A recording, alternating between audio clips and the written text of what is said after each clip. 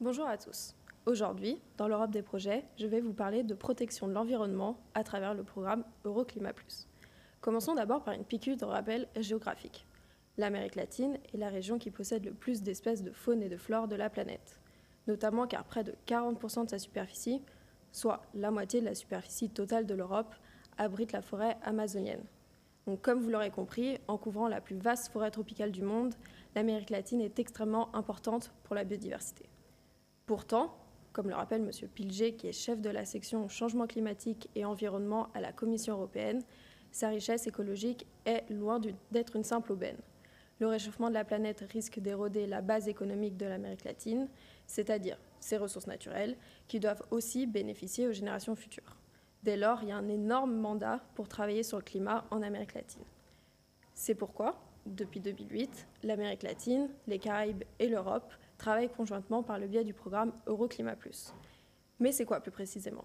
C'est un programme qui est mis en œuvre pour contribuer à améliorer les connaissances des décideurs et de la communauté scientifique d'Amérique latine sur la durabilité environnementale, afin d'intégrer cette question dans les stratégies nationales et régionales, ainsi que pour faire respecter les engagements pris au niveau international.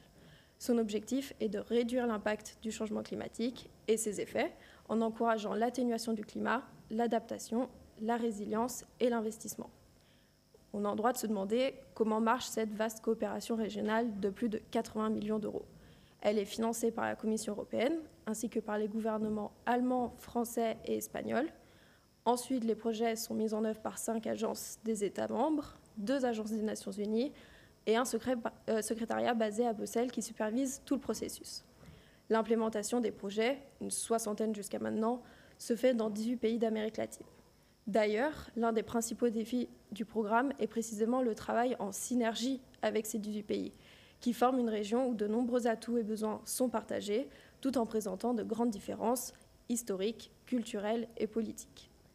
Pour conclure, je voudrais souligner l'importance de la participation des citoyens. Pour que le projet et le programme Euroclimat puissent réussir, il faut que tout le monde y joue un rôle, sans quoi les citoyens ne peuvent pas s'approprier les projets et continuer à les faire vivre après leur financement.